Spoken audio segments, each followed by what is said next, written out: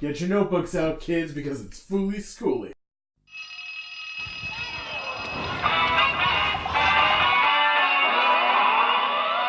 Scooty. Just got back from my one-day Hawaii trip. It was great. I didn't bring any white chocolate, though. Anyway, so here's what we're going to talk about today. We're going to talk about the Fooly Cooly light novel adaptation written by the screenwriter of the original OVA, Yoji Enokido. Are these books good? Should you read them? Let's get it out of the way right now. No. You can see I have given it its own corner. just no. The English versions are riddled with grammatical errors, spelling errors. They switch up characters' names at one point. There's a literal paragraph that does not make sense. If you read it the way it's written, you have to swap the characters' names out, or else it does not make sense. So that's fun. There's 3 volumes. You got them here. You got Volume 1, Fooly Cooly and Firestarter. Volume 2, Maruraba Furikiri. Volume 3, Bura Bure and Fooly Climax. Just like the DVDs. Whatever. Yeah. So there are a few things we're going to go over. What are we going to learn today? We're going to learn a bunch of sci-fi lore surrounding Fooly Cooly. That could be used for progressive and alternative. I'm not saying all of it will be used or if any will be. I'm just saying it very much could be if they're trying to base it off of, all the material that's written just by the original staff. They try to look back and sort of adapt from that as well to add to the whole mystery or the puzzle aspect of it. We're also going to get character thoughts and emotions and the setting of Mabase. We're going to learn way more about Naota's town, especially in Maruraba when we talk about the mayor of Mabase and everything like that. As well as we just get the inner thoughts of almost the entire cast. Throughout the light novels, it'll head hop throughout the entire scene, and you'll get different people's perspectives on things. So you won't always just be getting Naota's inner monologues. You'll get things from Nina Mori, you'll get things from Mamimi, and stuff like that. So that has a lot to do with the first 2 points I want to talk about in Fooly Cooly, the first episode. So every episode has 4 chapters. And so in Fooly Cooly, the first episode, you have a really close third-person point of view. That's what I was talking about the head hopping, except it starts out with Naota, so you think it's just a close third person, but really they're head hopping all around, and you're getting this entire cast thing, like I said. As well, that goes into Enokido's voice. You even get cutaways from Yoji Enokido, commenting on what's going on in the story, or trying to moralize to you, being don't hate Naota, he was a child at the time, and blah blah blah blah. So that's really fun. Now I'm just gonna let you know right now, if you have not seen Fooly Cooly, this is not a lore dump about the entire show. This is not something for you. You should probably go and watch the show, because right now we're just gonna get into the differences between the show and the light novel. So I'm going to be acting as though you have just watched the show, because I also have. I just rewatched it with my buddies because we recorded the last episode of the podcast, which is coming out soon. So let's talk about it. What are the first things we're going to talk about? There's no Fooly Cooly mentions of Fooly Cooly at the dinner scene, the manga scene in the first episode. We don't have any of that, and we also don't. What are we talking about here? So we got Medical Mechanica. When the alarms go off, it sounds like a prison break going off, and that's how it's described. So you already know that when Kanti's coming out of his head, it's actually coming out of the fucking iron-shaped factory that Medical Mechanica owns. Or at least it's hinted that way, but it's hinted so explicitly as opposed to where you just see it in the anime. Another thing Enokido mentions is that Medical Mechanica actually revitalized Mabase through all of its... basically, it made a bunch of jobs there, because it really needs, all these different people working at the industrial factory and everything like that. And it was able to, get its hands into different types of merchandising. There's, a croquet park and stuff like that, all types of shit. But, you see, it's kind of insidious. It's sort of, conglomerating the entire town and, getting in there or whatever. But we'll talk more about how that affects other people soon. But the coolest thing about this, and possibly the coolest thing about these fucking light novels, is that we have Medical Mechanica's perspective inside the Medical Mechanica plant. So every time a battle happens, it will cut away to basically this computer room inside Medical Mechanica where no one is. It's always completely empty, but the screen just plays and it'll give you like a battle message. And you read that and you're supposed to act like it's from the perspective of just Medical Mechanica operating itself throughout like its own like AI type of thing. You know what I'm talking about? So that's super insane, but it has code names for the robots and it explains exactly like what they do and why. So we're going to get into that. So the first thing Conti fights in the entire show, the first robot to come out as an enemy is the robot arm. It's called LH because what happens is, as you know, it is the it's the arm of the full robot that comes out in the second episode, Firestarter. But what this one is, it's the remaining 18% of JLH, which was, I guess it was given the command LH, so therefore it has the code name LH. But LH is supposed to be left hand, see? So it breaks off, and then it is LH. Everything else is referred to as DH because it had to change from DH to RH or whatever because now it only has a right arm. Super fucking weird. You have to really read into it to understand exactly what that's supposed to mean, but it's really dumb. I only knew that because I know that this show and like the people who wrote it are obsessed with like people being left-handed. I am not left-handed, but yeah, whatever. So it classifies the rest of the robot that comes out in Firestarter as the remaining 82% were given the command right hand or something like that, so whatever. But what this arm does and uses against Conti in the light novel, instead of just like bashing it around or fighting it or trying to get away or whatever, what it does is it uses a medical lithotripter to fire just like rounds of pressure or something at the enemy, and it does a ton of damage to Conti apparently. It's really weird. They're really playing up the medical theme of Medical Mechanica. They're getting into how every robot also has a medical function. However, they never expressly say what the Conti robot is. Me personally, my interpretation is that Conti's just sort of like a he's sort of like a Baymax type of thing. Like he's sort of like a maid. He sort of can cook. He sort of can clean. He'll like help you out or whatever. But then he'll also like be a replacement for your kick-ass big brother like when a battle happens. So, However, again, this is the scene where it talks about how the siren going off does sound like a prison break. So it sort of hints at Conti being like the escaped fugitive, while the robot arm is more like the person trying to like subdue him. Let's see here. What else do we got? Oh yeah, so now it's on Mamimi. In the beginning of Fooly Cooly, we talk a lot about... So we get another kind of like Fooly Coolyism that's sort of not in the anime, but I kind of like, which is the whole papaya-flavored thing. And what happens with papaya flavors is basically he's sort of thinking in his head about Mamimi and how like she's kind of weird and like he's being messed with by her and everything like that. And he's sort of referring to her as like this ditzy girl having like papaya flavored chewing gum for brains. And then later she tries to explain like why she calls him Takun or whatever, and he takes that as a papaya flavored far-fetched explanation because what does she say? She says like, oh yeah, she says it's Takun because of the ta in Nauta and not the ta in Tasku, obviously, which it totally is. But let's see what else we got here. Tragic substitute. That's another phrase that gets repeated over and over again in these novels, but it starts off, right in the first few chapters. And that's the way Naota sort of thinks about himself with Mamimi, but that's all his inner thoughts. So he's aware of the kind of dynamic that's going on. It's not sort of just him sort of realizing how these dynamics work. He's already there. He already kind of understands that part of it. Let's see, what else do we got here? So now the other thing we're going to get is Naota's deep memories, which also will come up a lot when he like dreams and everything like that. He'll have these like very, very kind of anxious dreams about things from his past. So one has to do with his mother's disappearance. And it refers to a typhoon that hit Mabase a long time ago, and she sort of disappeared around that time, but nobody really like knows why. But he has been told that she isn't dead, so he knows that. But the other thing he thinks about is this lost cat, and this gets referred to multiple times later as well.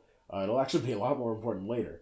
And the thing about the cat is that when he was younger, during this typhoon, he sees from his bedroom window a little kitten in a box floating across like the river that's flooded, and it's just like rapid and everything bad's gonna happen to it probably, and like there's no way he can do anything. He's too small for himself to just run out of the house and try to grab it out of the river. He would probably die in the process. So because of that, he just has to watch it float away. So he has a memory about that. But after, in the wreckage of the typhoon, his father, Camel, just starts to be walking around.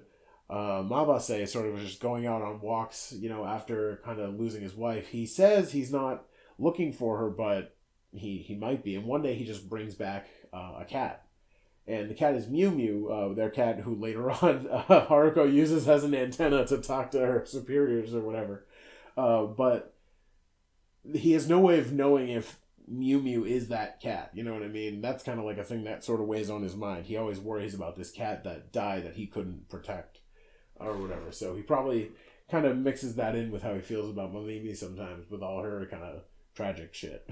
And then one last thing in FLCL is that it just mentions autumn again.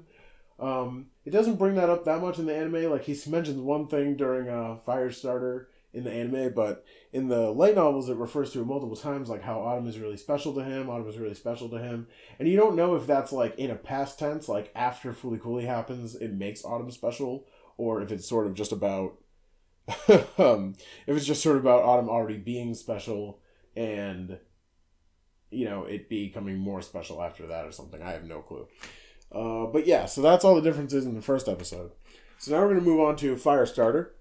A couple things that we have to talk about here are character dynamics. So now Mamimi has met Kanti, become obsessed with him because Lord Kanti, whatever, hybrid rainbow, all that stuff. Mamimi, is obsessed with Kanti, and Naota is now jealous of Kanti, so, he's going hard after Mamimi now, basically. So that sucks because he also kind of feels really spiteful, and like he says some things which are kind of like, he gets like sly digs in and shit, which is kind of an asshole move, especially like in front of his grandpa, who also hates her like openly and is a total dick about it. He comes out, so during the scene where Kanti brings back the drinks and they're all like talking, and like at one point they have like that really hideous art style, and he's like, where's the Anna Nicole centerfold? Instead of that, he comes out and he like takes whatever the stuff he gets from Kanti, and he says, oh, hey Kanti, check out my new clothes that Tasku sent me. Aren't these awesome or whatever? Knowing Mamimi's right there, because Mamimi hasn't been contacted by Tasku, so what an asshole. And then Naota gets like a sly dig in because he's jealous of Kanti, even though like Kanti's a cool bro who's living in his house. Like, why not? Oh yeah, so then Miyajun gets introduced. Fucking Miyajun. So she's kind of like funny in the anime. I always thought she was just like this weird character, like she's kind of obsessive and like, she's another just like weird adult in the anime who's just like shitty and boring, and that's kind of the point. But in this, she's like a total bitch. She like says all these things like completely out of turn and makes all the situations worse. She only gets described here in Firestarter by being the teacher who, when the kid who's never late and is like obsessed with like not being late, like is late one time and is like crying and like apologizing or whatever. This little girl is like crying. She's like a 6th grade teacher, and she just starts like clapping her hands and like singing a song about crocodile tears. It's like, who are you? Who are you? I don't like it. I like her voice in the Japanese version, but whatever. Alright, so now we're going to get into the game Firestarter. There's no real differences in the game itself, however the novel does let us know that Naota did start playing the game at some point, but wasn't really into it. So right around this time, like where he's walking with his friends, he actually sees... Or no, so he's not walking with his friends in the light novel. He's just walking alone, and he sees Mamimi being bullied as opposed to hearing about it and then seeing her sort of just like, like wringing out her skirt, like that type of stuff, like after being like pushed in the water or whatever. No, he like sees it actually happening as it's ending, and that girl's like sort of leaving. So he stays with her for a while. And after that, like while they're on the bench and everything, it sort of goes into Mamimi's perspective, and we get this entire depressive thing, like as she's on her way to the schoolyard to do her little like her prayer thing, her like her peace sign with the cigarettes or whatever.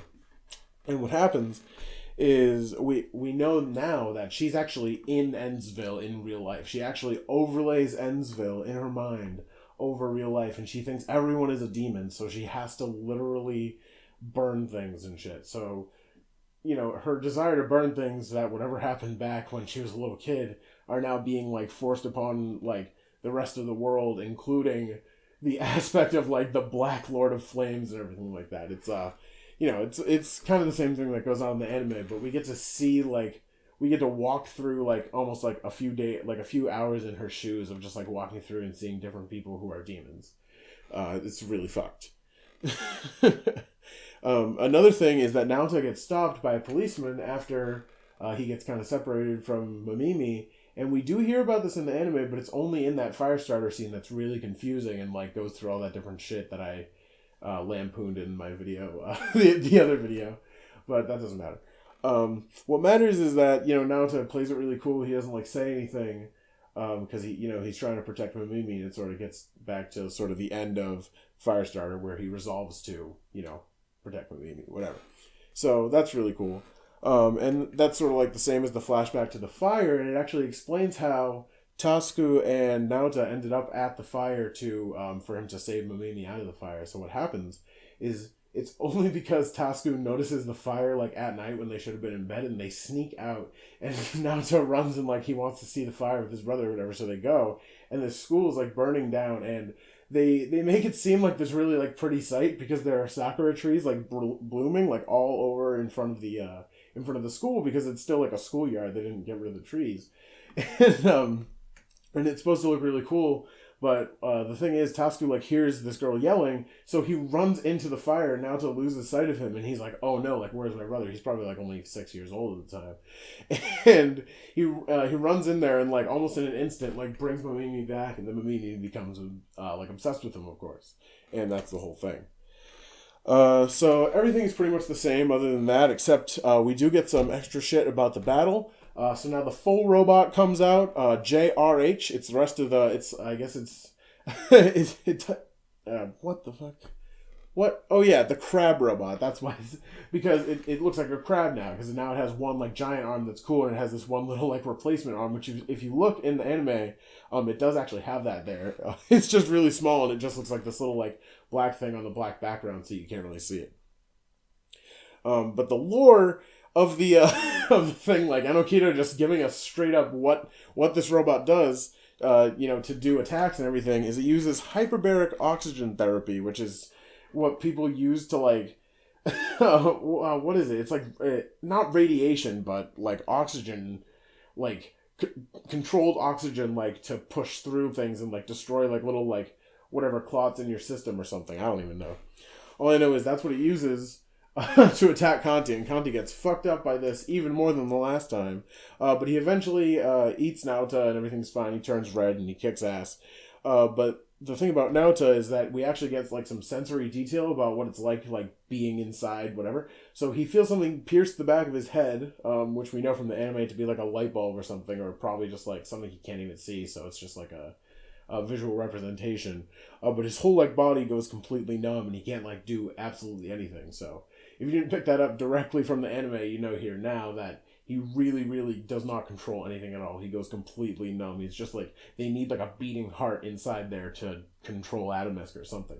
Or so that Adamus can channel himself through Kanti. I don't know. What else do we got here? So, oh yeah, so we're going to talk about Haruko's base. It gets explicitly stated that Haruko's base is a time-space interference weapon, and that when it attacks the crab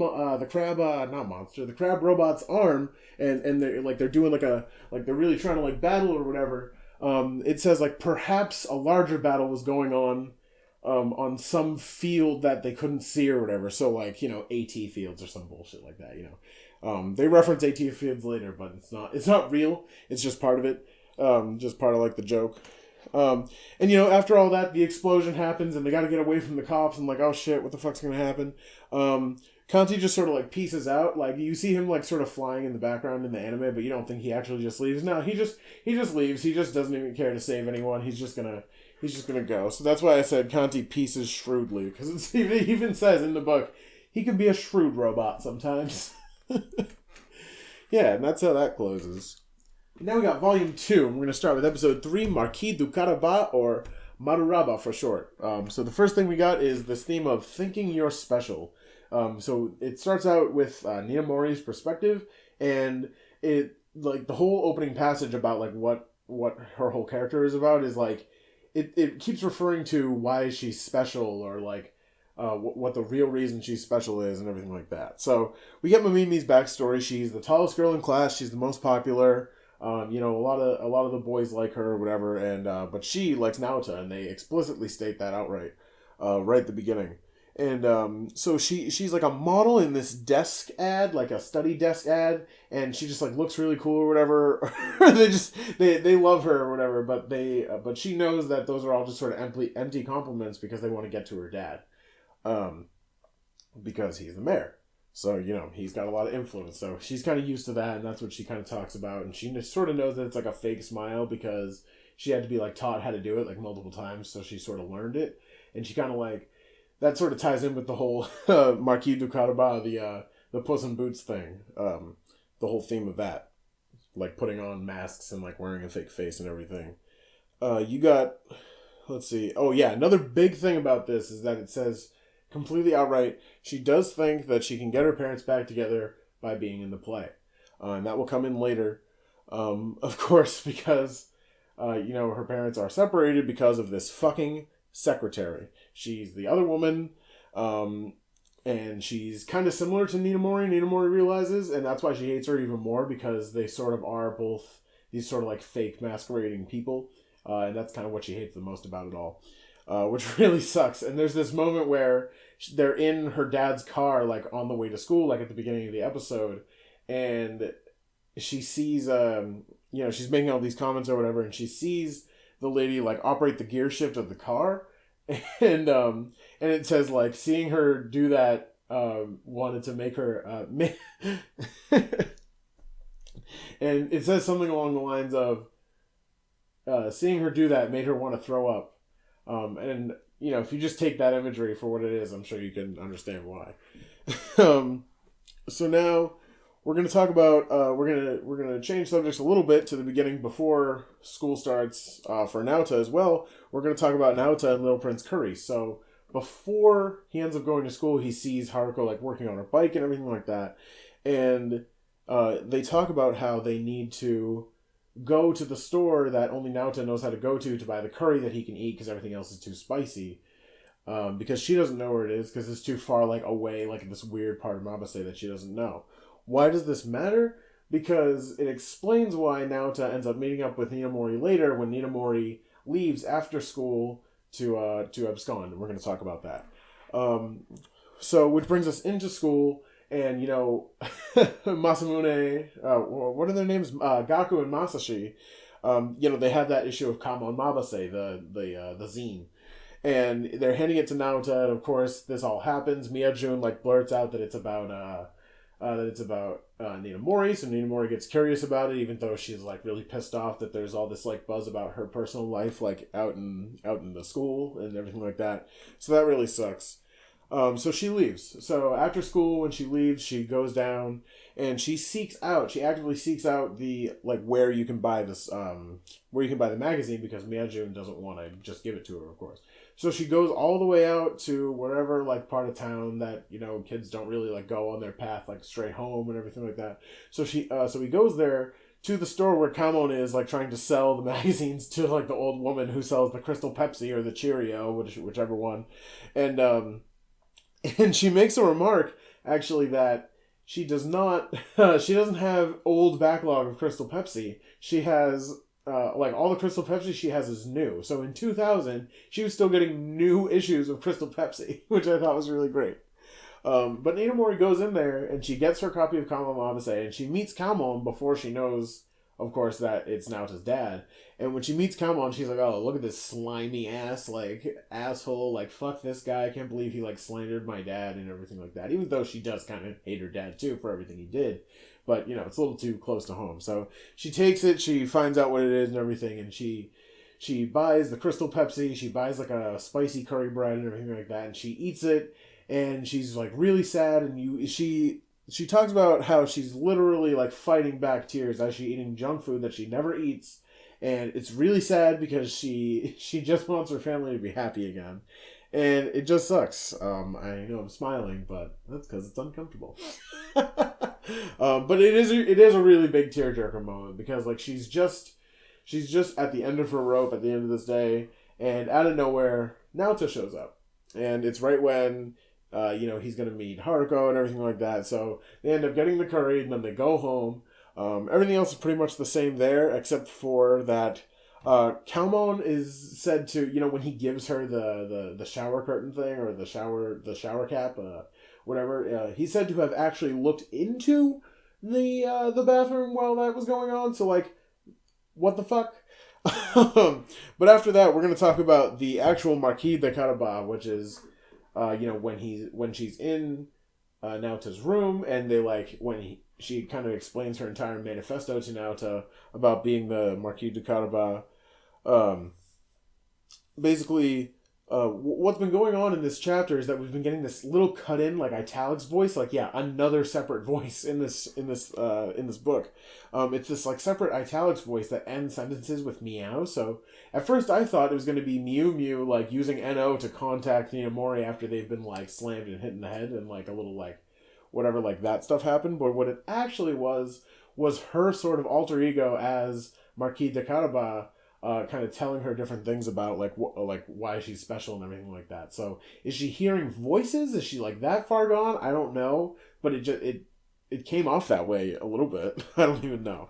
But we're gonna skip down to when they're fighting after school because Naoto really doesn't want to be in the play, and he says that while he's fighting when he's fighting Ninamori, he understands her point of view, like. Kind of in the middle of that fight, like, she wants to, get her parents back together, at least to see this or whatever. So he does understand that, but he's sort of in the heat of the moment, so he doesn't stop arguing. But he does say, not even he, the book itself says that Naota did not like strike the hat first. It was Ninamori who did the whole thing with taking a hat first, at least in this canon. So the battle. So you got the battle. Where the robot comes out of Ninamori's head. We have LPS, that's just the name of it. They refer to it as like a lemon squeezer on a tripod, which I guess does make sense, but it has a lens there, and then they say something about involving x-rays. They don't actually explain too fully what the power of this thing is, but I guess it's just like a large like balloon-like x-ray machine or something. I don't really know. Either way, it fully integrates Ninamori's head in with the mechanisms of the thing, and it actually says that her conscience can influence the robot, and that's why it acts so fucking weirdly in that fight, because it cannot like hurt people who are close to Naota because she likes Naota, so she's part of the robot and she has that influence, I guess. It does also mention that when Haruko has the ukulele and tries to like bash things over the head with it, and it just breaks and it doesn't work that way. And she says, like, ukulele no good. Like, it does mention that she does need her actual Rickenbacker to do damage. She does need her time-space interference weapon to make it work. So, fully coolly alternative, you got some splaining to do. So now there's also, like, a new ending for Ninamori. Right as the play starts, she gets this flashback moment where like it's sort of a snapshot, and you get this way older Ninamori who's just sort of like referring to like, oh wow, that was a day of mine. Like, oh yeah, I got the lead role in the school play, and I like did all this thing or whatever. That light coming down, that's not actually a spotlight. That's actually a hole in the gymnasium ceiling that we had to deal with, and that was the light coming down. Oh, and the glasses were, and it cuts out. So that's really funny. And the new ending is that, like, after her dad, like, hears about all this stuff, what actually ends up happening is he's like, oh, you want to transfer schools? Like, we can get you out of here and everything like that. And she's like, no, I'm going to stay in Mabase. I don't care. I just want to, like, move on. And she thinks she can just, like, she doesn't have to, like, worry about her reputation so much because she's still a kid. So she kind of accepts that. All right, so now we're going to move on to episode 4, Furikiri, or Full Swing. The first thing we're going to talk about is how the old folks in Mabase feel about medical Mechanica. And the thing is that oh yeah, all the industrial, like, it really helps the town and everything like that. Like, almost everyone has a cool job. Like, if you have a part-time job and you're a kid, like, you're probably working for something with Medical Mechanica. Like, from the ground up, Medical Mechanica almost controls the economy. So any, like, small, like, hometown business that has its own methods of doing things and doesn't need to change anything sort of dies out in response to Medical Mechanica. So you just kind of have, like, a, like a pretty, what do you call it? Like, just a pretty simple message, like, economy type of thing. Like, that's why the old people don't really like Medical Mechanica, and that's why Cooney doesn't like Medical Mechanica. Because it also tells you multiple times that Cooney Bakery also doesn't even get that many customers. So even Naota is happy when Amaral later comes and buys curry bread because they're just happy to, like, have a customer. It also mentions at one point that Tasku is coming home soon. So when I was reading this in the middle of, like, I still have another whole book to read, I was like, oh my god, is Tasku gonna, like, actually show up in this book? He really doesn't. But it is cool that they reference that, because it does matter later in Fluid Climax, but we'll talk about that. Now, here's the thing. Special comes up again when Haruko says nothing can happen until you swing the bat. Because what happens with that is right after, like, the first game and she, like, knocks the ball out of the park and hits the fucking the satellite. Yeah, so when she hits the satellite or whatever and the game ends and she gets paid by the fragments, like, that's the name of the baseball team or whatever, she gets paid and she leaves. And she says to Naota, nothing can happen until you swing the bat. Why don't you swing the bat, Naota? Do you think you're... I know why. It's because you think you're special. And if you swing the bat, people will know you're not special. So it's sort of this thing of, like, if you don't try, then people will never know that, you still have room to grow, essentially. You have to try, even though people are going to see all the sort of faults that you have along the way until you get better. And yeah, so I think that's sort of what they were trying to get at, but they never specifically say that. So we're going to continue. Commander Amaral, his entrance is a little bit different from the other thing. So Naoto's feeling really jealous of Kamon, and he's like, in the anime, he's banging the, what is he hitting? The, vending machine. He's hitting a vending machine, but in the light novels, he's actually hitting the, like a guardrail, like along the street outside his home or something like that. Now, Commander Amaral is an IIB agent, the Interstellar Immigration Bureau or whatever, which you probably already know from the anime, but I'm just mentioning it here because they go into much more detail about the IIB later. Yeah, so just remember the IIB. And who else do we got here? Oh yeah, so I have here with Naota from Mamimi to Haruko, and this is sort of the turning point where he becomes a little bit more attracted to Haruko and less attracted to Mamimi. And this is because, well, it's because of a lot of things. That's the anime. But what we get here is we get, like, a little insight into how Naota sort of grown into what he is now, because we're going to talk, so in kindergarten, okay. So, so I'm getting ahead of myself. There is a specific story that relates to this sort of turning point in the light novels in Naota's past when he's in kindergarten. So I guess the kindergarten kids, like, even then are trying to, like pair off and, like, see, like, who likes and dislikes each other or anything like that. So, like, who do you like, blah, blah, blah. So what Naota does is he ends up saying the girl next to him, like, that's who he likes, who sits next to him in class. But who it actually is some other girl in his class or whatever. But he does this to sort of just, like, hide his true self away from people, so kind of like Marquis du Carabas. But it kind of shows how he's really unwilling to be super genuine with himself and other people about his relationships, even when he was young, and it just sort of, like, grew with him as a sort of complex. Yep, so Robot Kamon happens. The only big deal about Robot Kamon is... Really quick cut-in moment about Maruraba. There's references to Gynax and Production IG in there when they're in English class, saying, like, oh, all you do really is study the cartoons at the bottom of the page, and if you do that too much and you master your craft at it, you might end up working at Gynax or Production IG. And the other thing, too, is Mamimi says about the school play that she was in, a lot of school plays. She was Sailor Mars, she was Little Match Girl, she was Carrie. Carrie, like the the horror movie. I don't know why that would be even in a school, but that's her because they all have to do with burning things. Okay. Anyway, Robot Kamon. So Robot Camel, all I want to talk about here is that a theory that I had from a long time ago is actually proven true here, at least if you are going by the light novel canon, which is that when he resurrects Camel by like dousing him with water or whatever, Naota thinks of dehydrated food, where you like have to, add water. So he does that to Camel, and he's dead on with this assumption. That's what Enokido says. He's dead on with this assumption, and it brings him, it nurses him back to health. So, just from watching the anime so many times, that's kind of the idea that I got just from seeing it. Like, how does he survive, the NO thing not killing him or whatever, but he's still like a dead body in there? The reason is that if your head doesn't work and someone tries to pull something through, either like a guitar or a robot or anything like that, through your head, and it doesn't fully work, like Camon, this has, such an adverse effect on your body that it probably kills you. But the first thing it does is dehydrate you. So you get dehydrated, and if you somehow survive long enough for someone to resurrect you, I guess you can just be resurrected by being put in a bath. We're going to go with it. And then the final thing, before we get to this Hideous... this right here is Hideous Kojima. Anyway...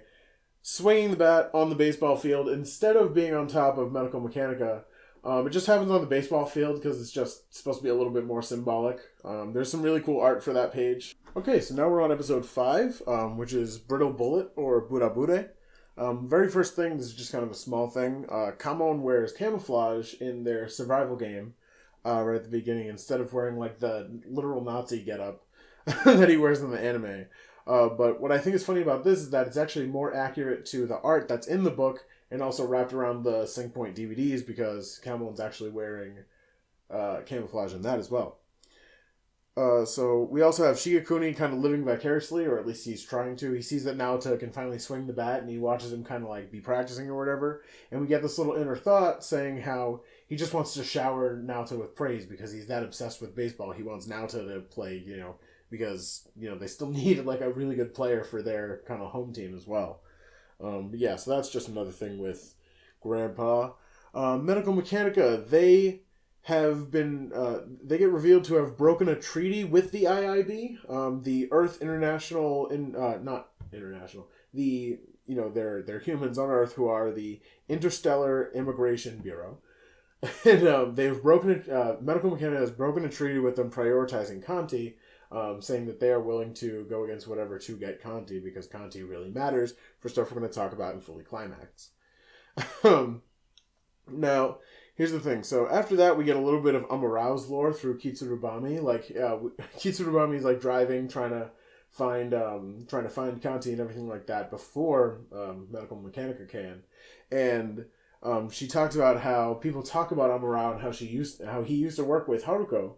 But after Haruko showed him her special power, it scared Amarao away, and he never wanted to like work with her again. But what's interesting about that is that means, it did happen later in life, like while he was working for the IIB. He was not someone who was happened upon by Haruko in this weird way where he was introduced to her and then joined the IIB to sort of go against her after like a weird sort of Fooly Cooly story happens where he ends up hating her. Which is where a lot of people think, sort of, like, at least I think a lot of people probably assume that, because it's very easy to assume that after you watch the anime a couple times. But here, at least he says that it's actually something that happens way later in his life. So there's a little bit of a Marquis du Caraba moment in Burabure, where after after Ninamori gets, like, the squirt gun, she talks about how she's given up being the Puss in Boots, the Marquis du Caraba. She's given up trying to be the transcending the mask or whatever, because she just wants to, enjoy like what she has now and sort of be the genuine like child that she is.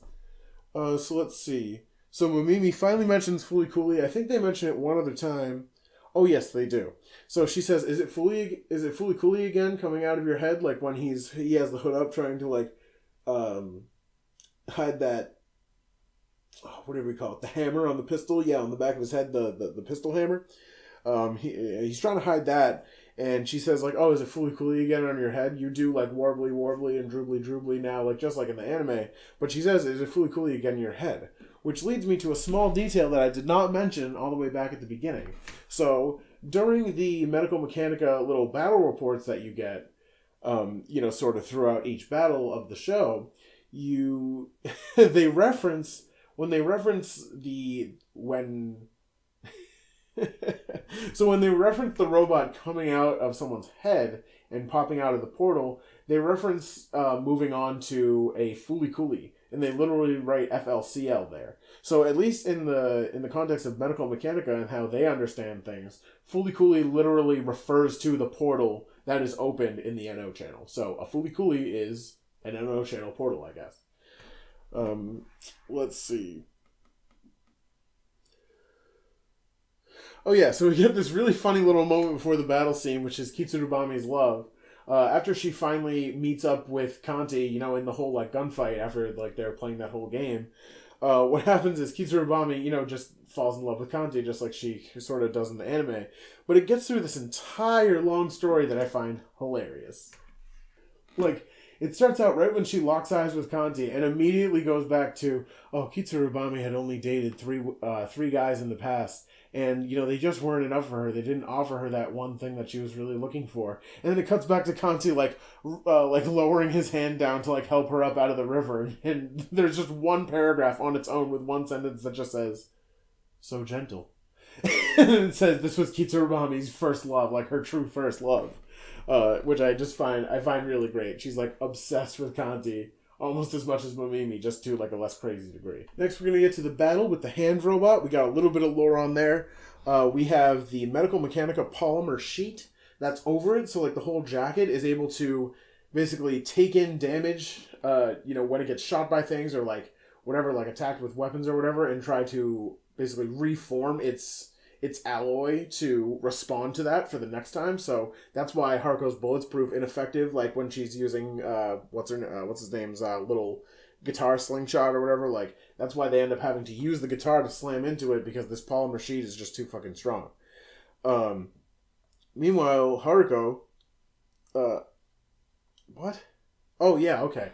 So, this hand robot also has its own inner systems and is, like, looking at Haruko and identifies her as having the record for most times where she got into a fight with Atomisk. So she holds, like, the highest record for, like, battling. So, like, she's sort of Atomisk's rival, which we get that as this weird lore building moment when he's sort of identifying her, like, through the little thing, the robot at least. And yeah, Amara's guitar, it actually doesn't even turn into a guitar during that time. What actually ends up happening is it just stays as the Y-shaped stick. So, like, it's just like this weird little skin-colored Y-shaped stick that she's using around. It's not just for that one cut. Hilarious. And the other thing is that when that robot appears, like, when he's getting, like, really, like, frustrated with Momimi, it just ends up, like, spewing directly out of his forehead, like, forward. It doesn't end up, like, hooking onto Momimi and then, like, going upward and sort of forcing them into the sky. So Momimi's just, like, standing around, like, sort of paralyzed, like, watching the wreckage, like, fall all around, like, calling out for Tasku. And that's when Naoto gets pissed and, Kanti comes and finally, he pulls out the Gibson EB0.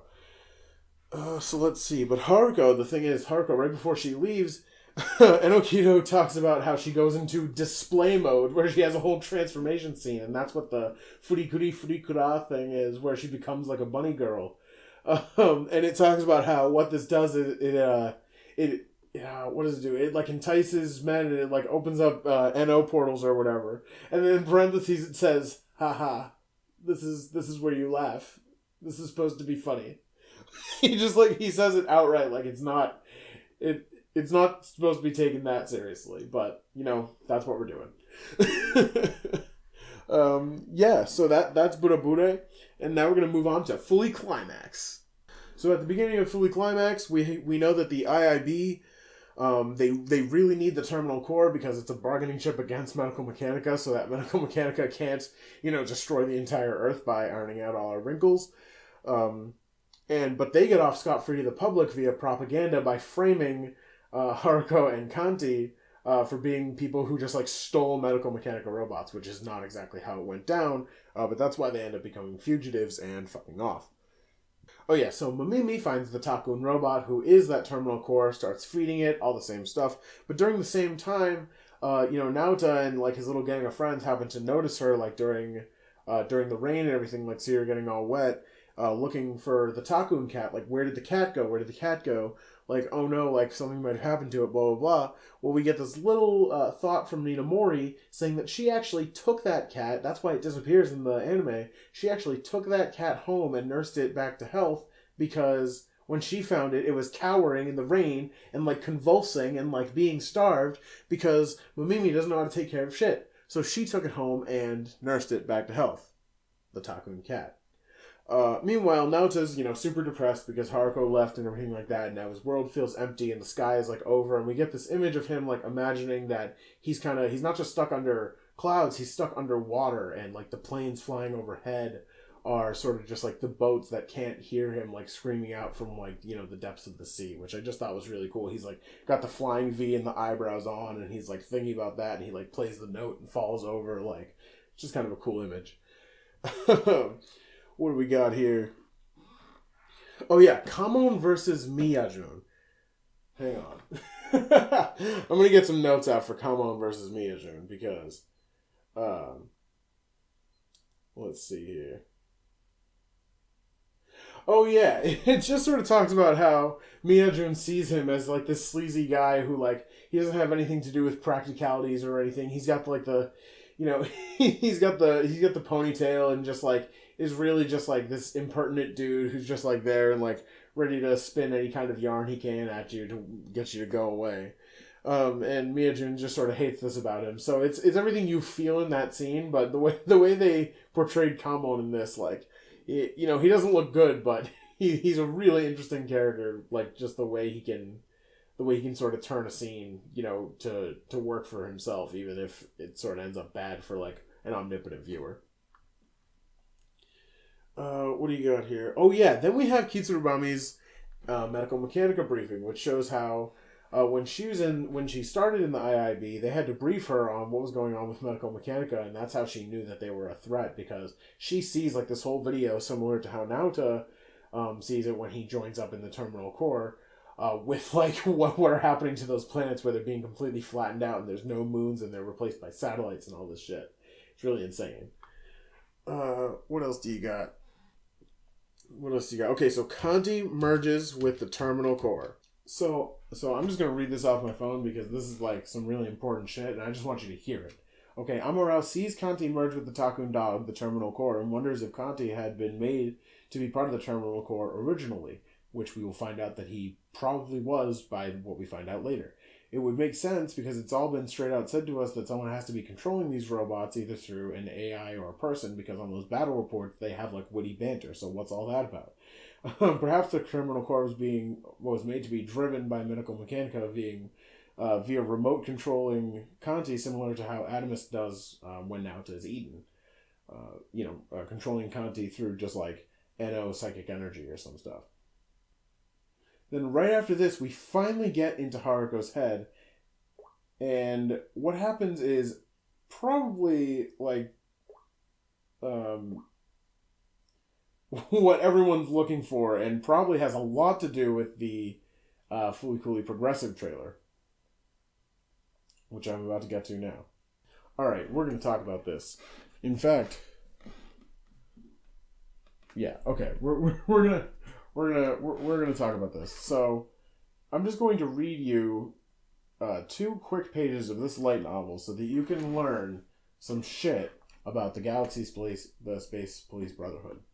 So, Haruka, aka Raharu Haruha, was a member of the Galaxy Space Police Brotherhood, which fought with medical mechanica, dividing up the galaxy. But the Brotherhood was much more than a simple security organization like its name suggested. It was an organization that operated under the assumption that people should make their own decisions about what gave life value. The opposing medical mechanica was a commercial venture, making things like genetic makeup into products. the law of the universe strictly prohibited making a business out of playing with life, but Medical Mechanica had repeatedly engaged in black market transactions and shady development experiments anyway. They had then pursued domination of the entire universe through their imperialist economy, but but their true aim was to smooth out the whole of space. With that end as their goal, wait, what? With that as their end goal, they began developing primarily in the medical business area. To ensure the life support of a certain group of people, kind of like Sele from Evangelion, but we don't have to talk about that, Medical Mechanica had been carrying out human experiments to create an individual who would become the ultimate donor. But a boy who had been created as a donor by these human experiments fled from a Medical Mechanica facility of his own free will. That boy's name was Adamisk. Fuck! Okay. So... eventually, that boy grew up and became feared as the Red Pirate King. It became necessary for Medical Mechanica to retrieve Adamisk's body at any cost, so it had been pursuing him relentlessly. On the other hand, the Brotherhood had sought... What? Oh yeah, on the other hand, the Brotherhood had sought out Adamisk's cooperation many times, because the Brotherhood shared a common enemy in Medical Mechanica. It had wanted to protect Adamisk from being captured so that they could become beneficial allies, but the man who went by the name Pirate King had not listened to its requests, instead pursuing an independent life.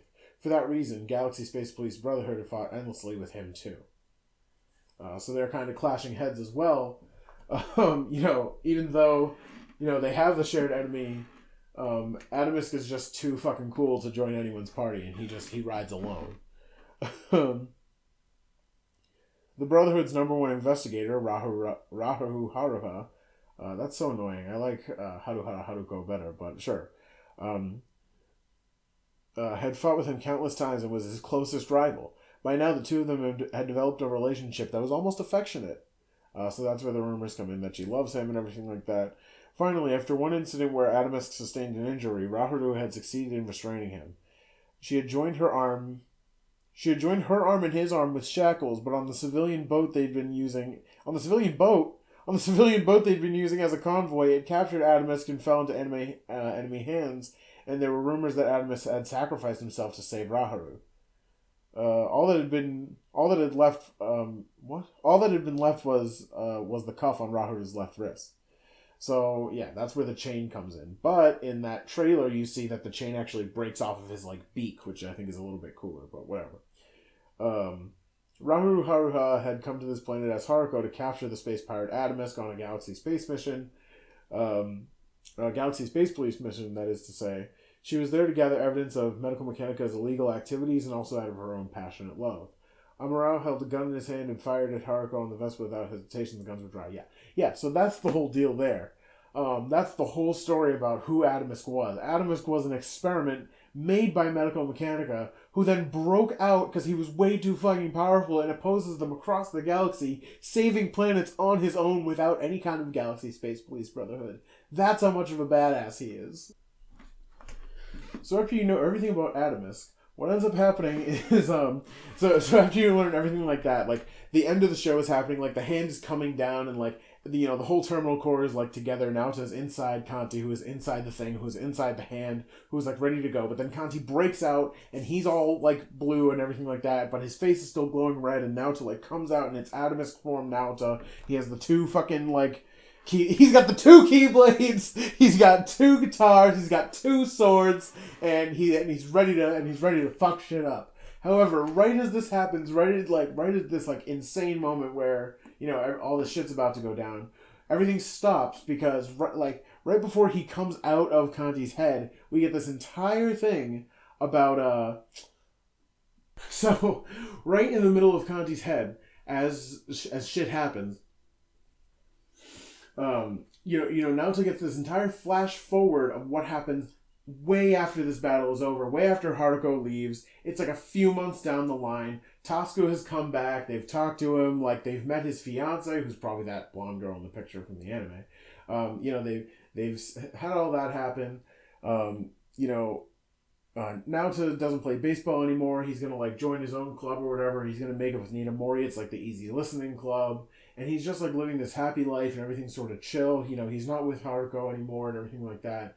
And he's just going to grow up and live like this normal, but like he's going to live through it and, learn lessons and everything like that. And he's very happy with sort of this sort of ending. And when he's with all his friends in his room and he's talking about making the Easy Listening Club, this red light flashes through the fucking window. And he gets this, like, word of God in this flash forward. And it's Adamisk asking him, like, is this what you want? Are you happy with this choice? Like, I've shown you the future. So this flash forward is canonically happening to Naota via Adamisk's insane abilities. And Naota says, yes, like, ultimately, this is what I want. Like, I completely understand. This is the choice that I made. So if I didn't go by this, then it wouldn't be my choice and it wouldn't have worked that way. So Adamisk says, fine, you're absolutely right. This happens. So then it carries out, normally, like, it goes all the way back. Now it comes out and he's like breaking out of the fucking shit and he's about to and he starts fighting Haruko, and we're going to talk about that. Because when he starts fighting Haruko, we get even more of Haruko's inner thoughts finally after all this time. And I think what we get to is like really just inspiring at this point. The final thought we get from Haruko in her like inner monologues is when Naota is like darting at her with the fucking Adamisk power and he's ready to just blow her to smithereens, and Amara's even like cheering him on, like all the things like she's done to you and everything like that. And the reason why Haruko just stays there and like watches him sort of like, oh no, like this is where it all ends.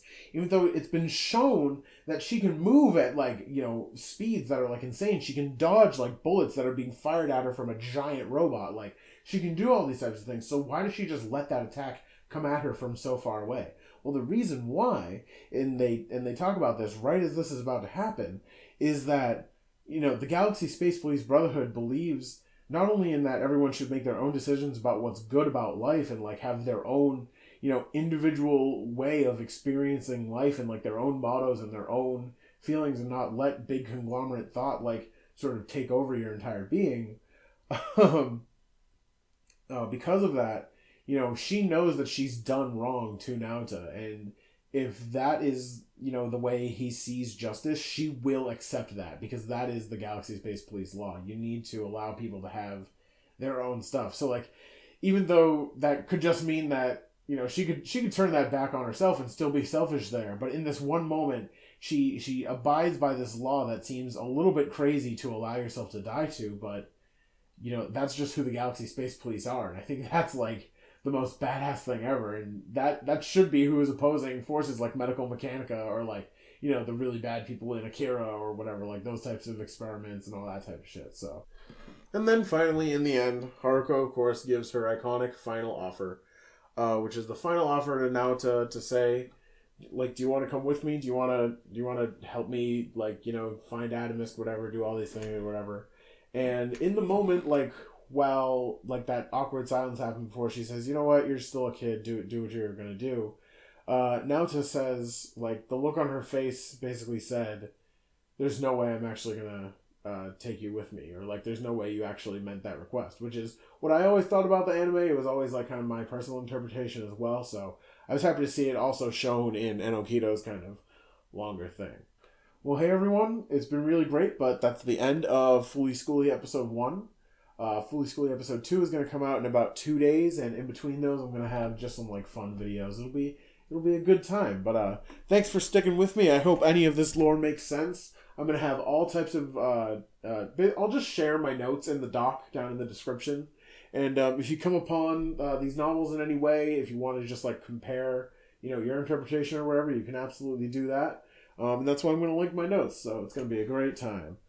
The next episode of Fully Schooly is going to be about the manga. I'm going to go through the whole manga and explain all the lore there, and we're going to see maybe, like, how canon it is in comparison to the light novels. Not as much, but a little bit.